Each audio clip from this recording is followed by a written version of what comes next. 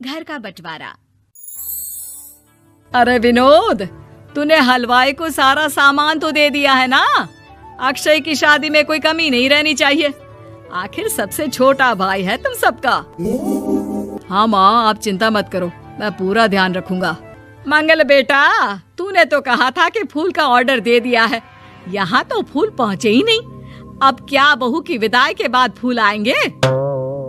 माँ, मैंने अभी बात की है फूल वाले से, वो रास्ते में ही है। आप किशोर भैया से क्यों नहीं कहती कुछ करने को? किशोर पहले ही मेरे बताए काम कर रहा है। पास के सभी रिश्तेदारों और मोहल्ले वालों को कार्ड वही तो देकर आया था। रिसेप्शन के लिए हॉल भी उसी ने बुक किया था। टेंट कुर्सी वालों को भी तो वही देख रहा है। पर कई मोहल्ले वाले तो हमारे भरे पूरे परिवार से जलते भी हैं। उन्हें बुलाने की क्या जरूरत थी? बेटा, शादी ब्याह में तो बुलाना ही पड़ता है, नहीं तो लोग क्या कहेंगे। दादी दादी देखो ना, हलवाई अंकल हमें लड्डू नहीं दे रहे, आप इनको डांटो ना। अरे चैन सुख दे देना बच्चों को लड्डू, क्यों तंग कर रहा है इन्हें? बीबी जी, मैं कहाँ मना कर रहा हूँ, लेकिन लड्डू बनते ही ये बच्चे उठा उठा कर खा लेते हैं। अरे मैं तो इन्हें थाल में रख के परोस भी नहीं पा रहा। भागो, अब कोल्ड ड्रिंक पीने चलते हैं। भागो भागो, अब कोल्ड ड्रिंक पीने चलते हैं। जैसे कि आप देख रहे हैं, आज इस घर के सबसे छोटे बेटे अक्षय की शादी है। घर में बहुत चहल पहल है।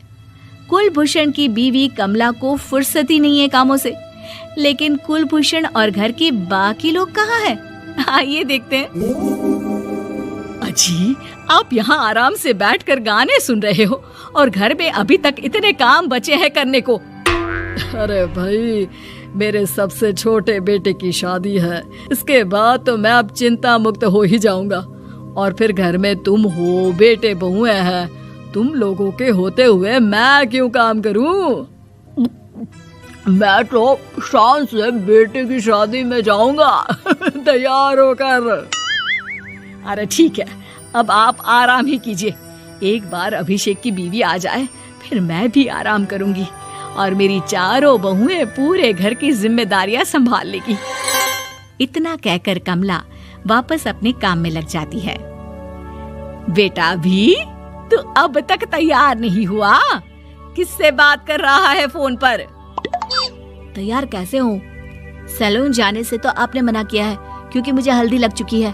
भाभीयों को देखो, सुबह से पार्लर में है। अक्षय की शादी हो जाती है और नंदिता बहू बनकर घर आ जाती है, लेकिन इस घर की खुशियों को मानो किसी की नजर लग गई थी।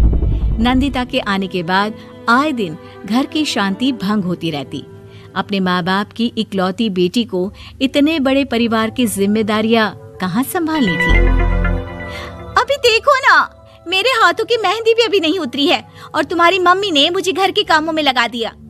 मैंने सोचा था कि घर की सबसे छोटी बहू होने के कारण मुझे सब पलकों पर बिठा के रखेंगे, पर यहाँ तो पलक झपकने की भी फुर्सत नहीं मिलती। देखो नंदू, शादी के पहले ही मेरे घर वालों ने तुम्हें और तुम्हारे पेरेंट्स को बता दिया था कि मैं जॉइंट फैमिली में रहता हूँ, तो फिर अब ये शिकायत क्यों? और फिर तुमसे पहले मेरी भाभी भी तो आई थी शादी करके, उन्होंने तो कभी कुछ नहीं कहा। नंदिता तब तो चुप हो जाती है, लेकिन ऐसा बहुत दिनों तक नहीं चलता। अरे नंदिता, माँ बाबूजी की दवाई का टाइम हो गया है, उन्हें दवाई दिलाओ और उसके बाद सबके लिए नाश्ता बना देना। पर भाभी, मैं तो अभी अपना फेवरेट सीरियल देख रही हूँ। प्लीज मेरी जगह आप कर लो ना ये काम। ठीक है, मैं तेरी जगह माँ बाबूजी को दवाई दे आती हूँ और नाश्ता बना लेती हूँ। तू मेरी जगह पूरे घर की डस्टिंग करके 5 बच्चों को स्कूल के लिए तैयार करके भेज देना और दोपहर का खाना बनाने के बाद कपड़े धोकर सुखा देना। उसके बाद हम दोनों मिलकर बाजार जाकर सब्जी ले आएंगे, फिर डिनर की तैयारी कर लेंगे और उसके बाद बस भाभी, मैं माँ बाबूजी को दवाई देकर सबके लिए नाश्ता बना देती हूँ। हे भगवान, ये कहाँ लाकर फंसा दिया मुझे। मेरे घर में तो गिनती की 8 रोटियां और 2 सब्जी बनती थी और नाश्ता निपट जाता था, यहाँ तो रोटियों का ढेर और सब्जियाँ बड़े बड़े पतीलों में बनानी पड़ती है। नाश्ता बनते बनते लंच का टाइम हो जाता है और लंच बनते बनते डिनर का। अभी मुझ में तुम्हारे पूरे परिवार का नखरा उठाने की और ताकत नहीं बची। मैं ऐसे नहीं रह सकती। अरे तो क्या चाहती हो तुम? मुझे अलग रहना है बस। तो ठीक है, हम कल ही शिफ्ट हो जाएंगे किराए के घर में। इतना बड़ा घर होते हुए हम किराए पे क्यों रहेंगे? ना जी ना, घर में ही दीवार खड़ी करो अपने हिस्से के आगे। घर के साथ साथ घर की खुशियों में भी दीवार खींच जाती है। ऐसे ही कई महीने बीत जाते हैं और नंदिता माँ बन जाती है। बच्चे के आने से अभिषेक के कंधों पर खर्चों का बोझ आ पड़ता है। अभिषेक का बोझ कम करने के लिए नंदिता भी पार्ट टाइम जॉब कर लेती है, लेकिन इससे उसके सर पर नौकरी, घर और बच्चे की जिम्मेदारी बढ़ जाती है। नंदिता, ये क्या है?